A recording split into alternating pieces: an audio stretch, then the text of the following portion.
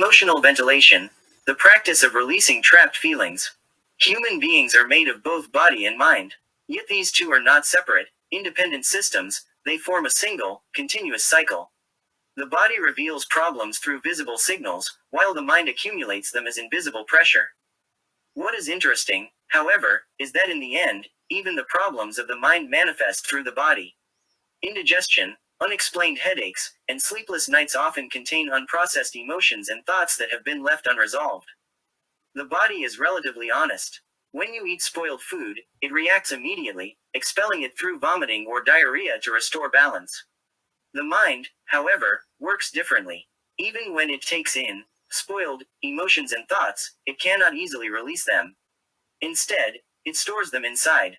Worry, fear, resentment, and regret remain unseen, which allows them to linger longer and grow heavier over time. This state is like a room that has not been ventilated for a long time. At first, it may feel slightly stuffy, but eventually, it becomes a space where it is hard to breathe. For those who are often tense or easily anxious, this issue becomes more severe. They react sensitively to external stimuli but fail to release those reactions outward, holding them inside instead. Over time, the mind becomes compressed, and that pressure is transferred to the body.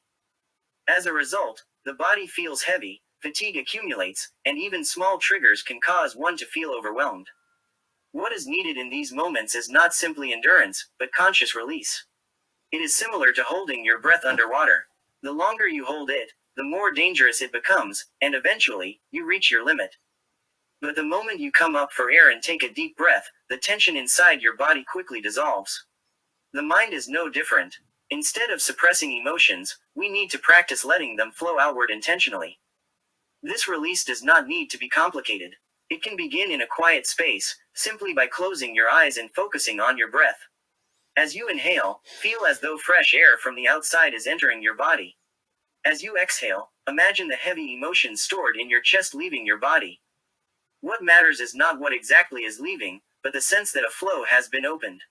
Opening the window of the mind is not a physical act, but a conscious choice.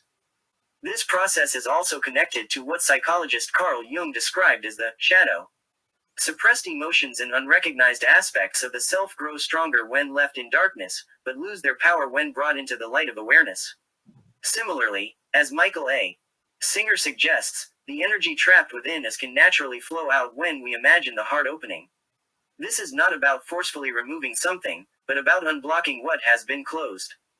Those who practice this regularly begin to change. At first, the difference may feel subtle, but over time, the body becomes lighter, emotional waves settle, and one becomes less affected by external circumstances.